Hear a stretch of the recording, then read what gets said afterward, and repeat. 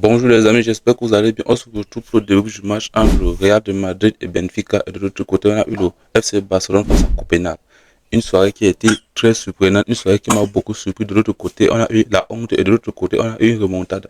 Donc pour ne rien rater, tu t'abonnes, tu restes jusqu'à la fin et tu me lâches un gros pouce bleu. Sur ce, c'est parti. On entame directement avec le Real de Madrid face à Benfica. Le Real Madrid qui s'est fait sortir du top 8 de façon honteuse par Benfica, les gars. C'est une honte pour le Real Madrid, pour le grand Real de Madrid, qu'on s'attendait. Une image qu'ils nous ont montrée depuis le début de saison, oui. Ils étaient totalement dominés par Benfica. Madrid, ces temps-ci, ne les voit plus jouer un football au niveau de Ligue des Champions. Ces temps-ci, si Mbappé ne marque pas, d'ailleurs, même Mbappé qui est buteur aujourd'hui, il sort avec ses 2 buts, oui. Donc, lorsque vous perdez, lui, il start, oui. Il n'est pas là pour faire les débats avec vous. Il continue à être le meilleur joueur de votre club, à être le mieux payé de votre club, à être le dictateur de votre club. Donc, Vinicius aujourd'hui, je pense que Abelin ne lui a pas assez caressé aujourd'hui. Hein? Abelin ne lui a pas assez caressé que mon petit, tu es beau, tu es mignon. En tout cas, j'espère qu'Abelin va encore venir dire que c'est de sa faute. Parce que je sais, il va venir dire c'est de ma faute, machin, tout. C'est de ma faute si Rawa Asensio a pris le carton rouge, c'est de ma faute si Rodrigo, à peine entré, a eu le carton rouge. C'est de ma faute si Bellingham était fantomatique, c'est de ma faute si Tchouaméni était nul, c'est de ma faute, blablabla. Donc, et dites-vous que pendant les barrages, ils vont affronter soit Benfica, qui les a tapés aujourd'hui 4-0, soit c'est qui là? L'équipe qui a tapé Atlético et City là. Je vais fouiller.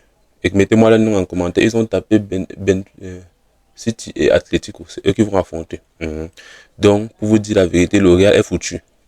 Parce que même ces barrages, ils ne les voient plus traverser. Parce que le football qu'ils m'ont montré aujourd'hui, là, ils ne sont pas organisés, ils ne sont pas ordonnés, ils ne sont pas, comment dire,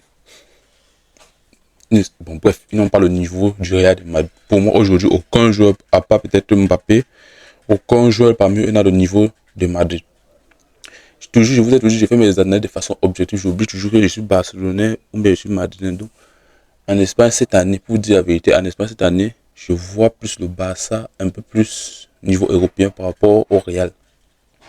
Oui, par rapport à ce Real.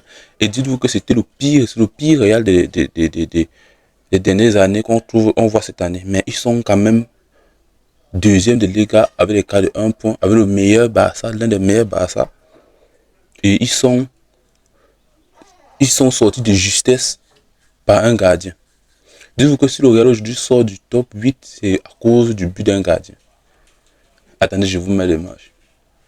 Du but d'un gardien, le but à la 92e minute de la tête du gardien. Oui, parce que le Real était toujours qualifié. Dites-vous que le but a tellement fait du mal que même les Marseille a été éliminé, d'autres clubs à gauche, à d'autres. Donc tellement le Madrid est nul que même le gardien est venu marquer. J'avais dit, vous avez dit ici sur l'une de mes précédentes vidéos, allez regarder, j'avais dit, méfiez-vous de Benfica. Parce que nous, les Barcelonais, c'est que Benfica nous a montré chez eux. Ah, le stade de Benfica est bouillant. Oh non, Benfica, c'est une petite équipe. Je vous ai dit, c'est que Benfica nous a montré chez eux. S'il n'y avait pas un grand Rafinha, on ne tapait pas Benfica. Benfica joue. Aïe, aïe, aïe, aïe, transition, contre. Donc les gars venaient, ils jouent le but chez eux. Ils vous laissent venir attaquer. Mais dès qu'ils ont le ballon, c'est les TGV. Flèche contre-attaque éclair. Donc, le temps que les Raoul Asensio, c'est aujourd'hui que j'ai vu les failles défensives de Valverde. Valverde défensivement est nul. Aujourd'hui, il a du mal à rentrer lors des contre-attaques rapides et aussi à Belo, c'est qu'elle continue ça. Tu sais que Benfica joue sur les transitions rapides. Tu ne peux pas demander à tous tes joueurs de monter lors des phases offensives. Tu laisses un énorme trou lors des transitions. Et tout le but de Benfica aujourd'hui, c'est sur des contre-attaques. Et ils auraient même pu marquer même 5-6 s'il n'y avait pas un grand courtois de Ligue des Champions aujourd'hui. Madrid marque même 5 à 6 buts aujourd'hui. Madrid Benfica a montré un meilleur football. Et je crois que si Madrid gagnait Benfica aujourd'hui, ça devait être injuste pour le football. Oui, ça devait être très injuste pour le football.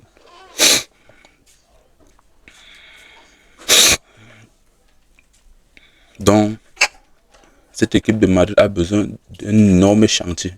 D'abord, amener un vrai coach. Klopp, je ne sais pas les conditions que Klopp demande pour venir Mais club, un grand coach va faire du bien à ce Real.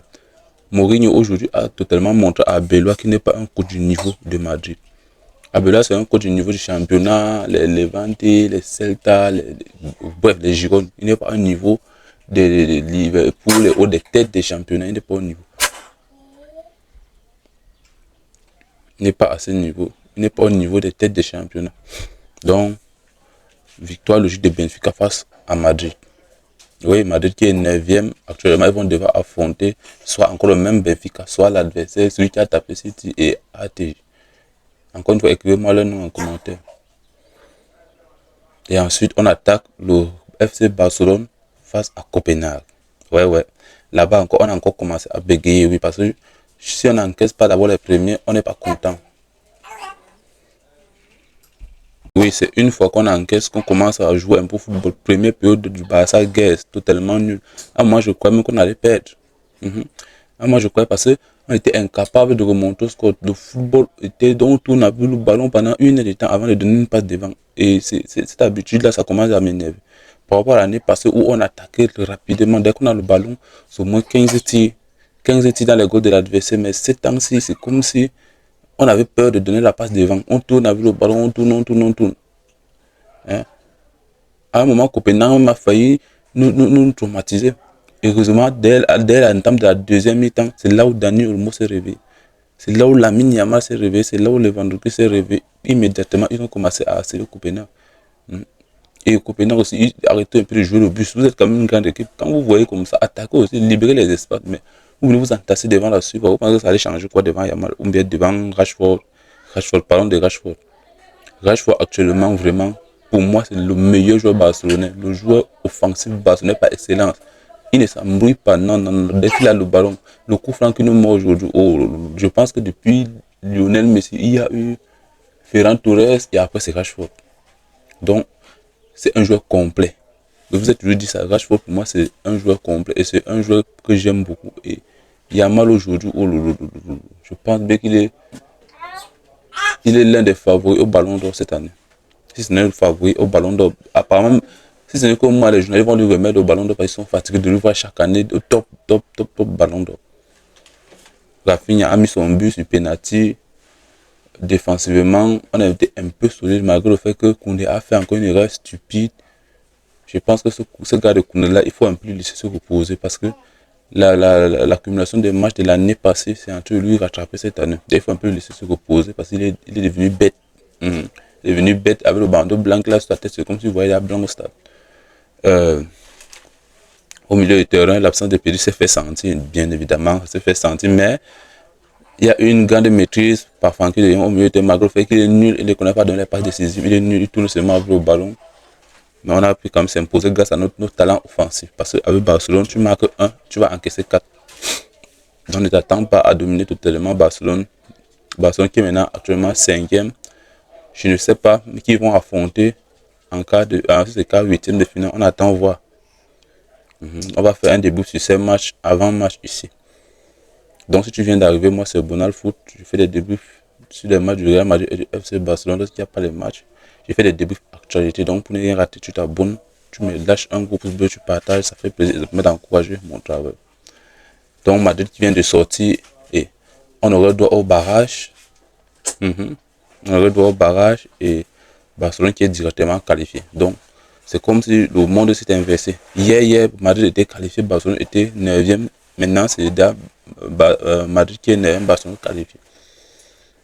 Donc, Madrid a beaucoup de travaux à faire et Barcelone, on attend voir les limites parce qu'actuellement, c'est comme s'ils montent en puissance en fonction des adversaires. C'est ce que j'ai l'impression, c'est comme ça, c'est l'impression qu'ils me donnent. Donc, ils jouent en fonction de l'adversaire.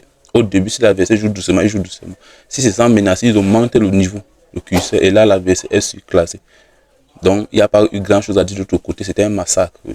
Mais c'est de l'autre côté du Real Madrid que même le gardien a marqué là que c'était vraiment traumatisant. Les supporters madrilènes, je n'ai pas envie d'être à votre place aujourd'hui, mais je vous comprends. Je sais que ça fait mal, mais je n'ai pas envie d'être à votre place. Donc, c'était tout pour cette soirée. Sur ce, prenez soin de vous, les amis.